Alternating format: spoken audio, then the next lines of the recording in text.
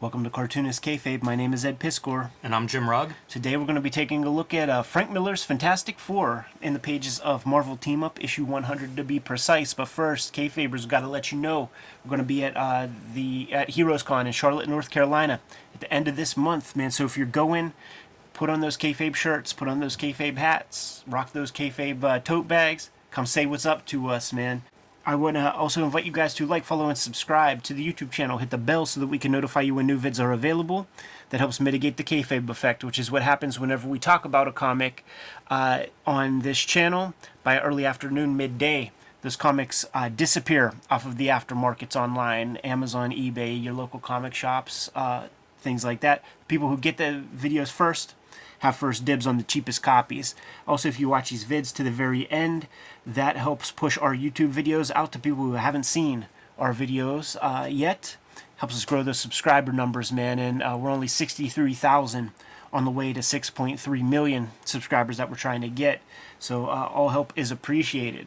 Jimmy, when we were looking through the boxes of future episodes, man, I pulled this sucker out. Was like, you ever see Frank Miller's Fantastic Four? You had no idea this sucker existed, and that makes for a perfect episode fodder. I was such a Miller mark, too, for so long. It's amazing to me whenever... This is a double-sized issue, no less. Yes. Just appears of new Frank Miller art. So, yeah, I was pretty excited to take a look at this one.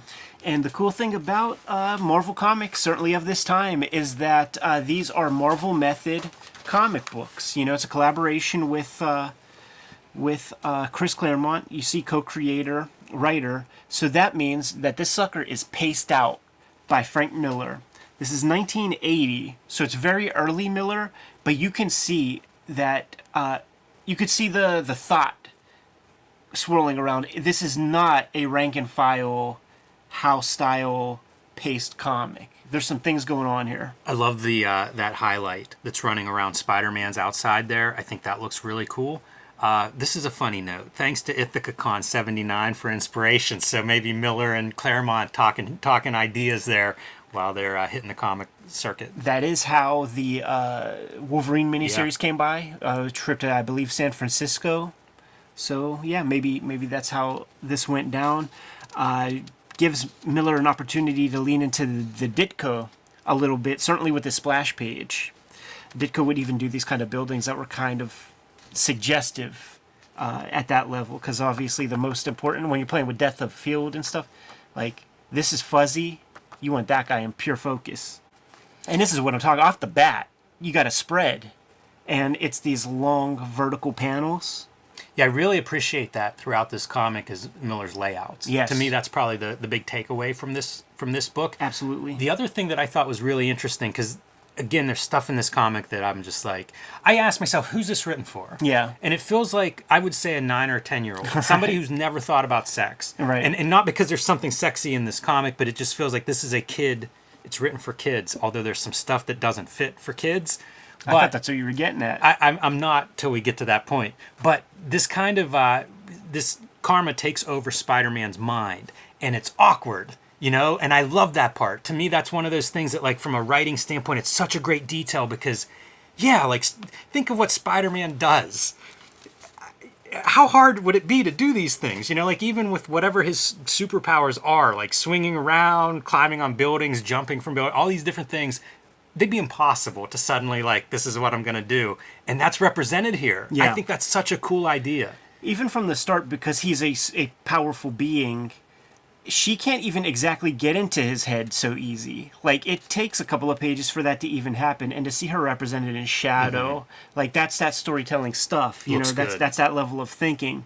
And Spidey is high up, man. So how much easier is it to communicate when you have these long verticals? This is a berserk panel for that tall vertical, and like turning the camera sideways to get looking down at the street that way. I can't believe that works. Yeah, I bet he was cursing himself a little bit because he didn't give himself that much real estate to play with. And just kind of creating new marks, by the way, like with his like fingers and the like establishing it there, and then you just draw a bunch of it. It's also kind of easy. It's great, and I like how Spider-Man's breaking the panel a little bit. He's sticking out from that building. He's not, he's not adhering to it. Looks good. And it's almost like the camera is kind of circling her. She is really cool. She's facing one direction, one way. the other direction, like, the next time you see her, frames the page really well. They're doing that like surprinting, for her, the effect of her like mind reaching out. That's kind of neat. And then, of course, the kid gets the powers. You got to test them out a piece. Yes. Do some damage to the town. Yeah, some of these Spider-Man poses, they're so Ditko-esque. Like, I see them and I think, is that a swipe? Have I seen that? He's really leaning into the Ditko stuff. He is. And I also feel like, certainly now, at this point even, I think he is very unconfident in figure drawing. Like, we were looking at some John Byrne, and the sort of cylinders and stuff that John Byrne draws with you could just tell that there's like an elegant, he knows exactly what he's doing. There's a lot of insecurity, I feel like, in so much of this Miller art. I think that's an insightful way to look at his stuff, because he's so good at storytelling. It's almost like lean into what you're good at. This is that Ditko cityscape you mentioned earlier, like the way those big black shadows are arranged, like it's just shapes. Yeah. And it's an interesting way to establish. So it's like gargoyles, moving on the gargoyles with some sort of skylight or something, and now you're in new scene, some new territory. Yeah, I like that. It's a nice segue, something you don't often get. Wonder if he's, the other piece of this is because it's a double length issue, may afford Miller to do some more storytelling like that. Sure. To take some time to go from scene to scene. Sure. And Karma is in Spider-Man's head, so she's controlling his body. These are her family members, and it is not what the old uncle is representing. So she wants to basically kidnap the kids and get them the hell out of there. Her logic is to use a criminal to fight a criminal. And Miller's Fantastic Four. Here we go. Yes. This is what we came for, right? Cartoonist Kayfabe is brought to you by the comics that Ed Piskor and I make. Out now in comic shops everywhere. Red Room Trigger Warnings, the second season of Red Room. But fear not if you missed that first book. One, it's available in trade paperback wherever books are sold. But all Red Room comics and books are self-contained stories. So pick up whichever issue you happen to come across. 4 issues of Trigger Warnings will be out and to make up this second season. It is banned in 28 countries and 10 comic book stores. So you may have to ask for it by title. Those comic stores can order it if they don't have it on their shelves. My latest, Hulk Grand Design, Monster and Madness. This is a retelling of the 60-year history of the Incredible Hulk in 2 double-sized issues that I am writing, drawing, coloring, lettering, all that good stuff. Perfect for the first-time Hulk or comics reader. Perfect for the long-time Hulk fan in your life. So pick that up now wherever comics are sold. And now back to our regular scheduled programming. Looking for a new way to enjoy your favorite comics and manga? Comixology Unlimited has you covered. With Comixology Unlimited, you get an unlimited access to an unrivaled library of over 40,000 digital comics, manga, and graphic novels, featuring content from over 125 publishers and thousands of independent creators from around the world. And if that's not enough, you can also save up to 15% when buying select new and current comics. Try Comixology Unlimited today with a free 30-day trial and then just $5.99 a month afterwards. For details, visit amazon.com/comixologyunlimited.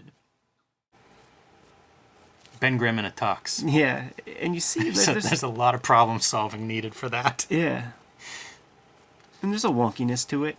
I like how Mr. Fantastic's like, I rolled with the kick, and rolling with the kick means just like allow yourself to go silly putty. Let that neck stretch out. Miller does really cool stuff with Richard's hands. Like those arms and hands are often, it's not just long arms, but it's also like foreshortened or something where those hands are big and really in your face. Look at those like super obvious like brush lines. There's no kind of slickness or flavor to them. They're just kind of put down real fast. Yeah, I would have trouble picking Bob Wiacek's inks out. Mm-hmm. I've seen a lot of comics by him. They range, in terms of how much I like them or don't. But stylistically, I don't know. There's not something I associate when I see his name. When you see these kind of things, it makes me think, like, is this an early version of, like, a tracer kind of inker? Where he's, like, putting, going over the line. Like, look at that. It could be in some cases, but there are some places I've seen already in this issue that look like he's really drawing. Yeah. Like some of the faces and stuff where it's like, somebody's embellishing that face a little bit. Like those are those hands I'm talking about. So good. I think it looks really, really great. I think that Spider-Man looks good. And then we have the psychic warfare, the scanners. You know, that even works for the Ditko-esque Spider-Man. Like, I think of Ditko as having, you know, that's what he would do. Like, these characters emoting in torment. Right. But how do you do that with a completely covered face, and you do it and contort that body up? There was some fun character stuff with Karma where she experienced her first Spidey sense, and she's like, what was that? What just happened right there? She didn't know, couldn't make heads or tails of it. That's my favorite part of the writing of this, is those little moments of young psychic, I guess psychic, I don't know, whatever her powers are called, but having those kinds of experiences. And you know, I think this is her first appearance, and she will be folded into New Mutants. Mm-hmm. Yeah, it's real clever, Claremont doing that. Just building his wing of the Marvel Universe. And in unexpected places. You know, like Spider-Man, team up. Yeah, he was writer on this for a good clip, and he would establish stuff. Like, there would be Morlocks and Kitty Pryde. Like, he would do his... That guy, man, he had to write 100 pages a month. This is good. That letter rolling with it. And seeing a little Miller X-Men is true. enjoyable. Kind of a maybe weird his first sequence Wolverine. where he calls Professor X, and then he's like, no, we'll handle it. Professor X is ready to come help with a psychic, with a mutant that was detected. Like, that seems out of character. Yeah. How about this church with this gaudy cross roof thing? Yes, you can see it from the space station. If we fly a drone up with a camera and point it down, do all churches have this little bit? It is a strange choice. And, you know, you don't need much sometimes. Right. You know where they're heading. Yeah, and Spider-Man going through the stained glass window. Like, come on. Why do you think everybody calls you? You don't want to be known as a criminal? You're vandalizing a church. Right. And for what? Because he's mad. That's also it's one of those early bits of Frank Miller's Catholicism stuff coming in. That's right. That's Frank Miller taking over Spider-Man. Look at the psychic warfare, dude. I feel like ESP and what was that guy, Ira Geller or something, Erie Geller, like that sort of bending spoon stuff. That was on Johnny Carson and all this kind of shit. Cronenberg, Stephen King. Mysteries of the Unknown. Remember that used to be the commercial all the time for those Time Life books? In Search of. Yes. Leonard Nimoy. How about that pose? He's like, yo, Karma, I'm gonna do that. Speaking of Leonard Nimoy. It's almost Spock fingers. Probably get some comments for that. So this is the part where it's like suddenly the 9-year-old's confused. Right, because now we're getting into geopolitical destabilization of Nam. Yeah, it's pretty hard content here. And Wyachek is busting out the grease pencil, dude, on this part. Maybe even, you know, if we saw the originals, we'd be able to tell. But potentially these panels are cut out, pasted up stipple paper. You ever use stipple paper? No. Because that is not just the texture of even vellum Bristol. Stipple paper, also called coquille board. If you take a look, man, this is the stuff that we're looking at. And what you do, you don't use even a graphite pencil, you use like a Prismacolor pencil, and you could see the textures that are on there. It's much different than your the fibers in like a Bristol or something. So, pretty cool stuff. It resembles a little bit duo shade from It distance. does. Yeah, but I think those are the marks that we're looking at right there. That makes sense. I think you see it in like Steve Rude's Nexus. Yeah. I think he uses that. Definitely, because that's a big Andrew Loomis, like in those Andrew Loomis books, when you see that, that's the tool of choice there.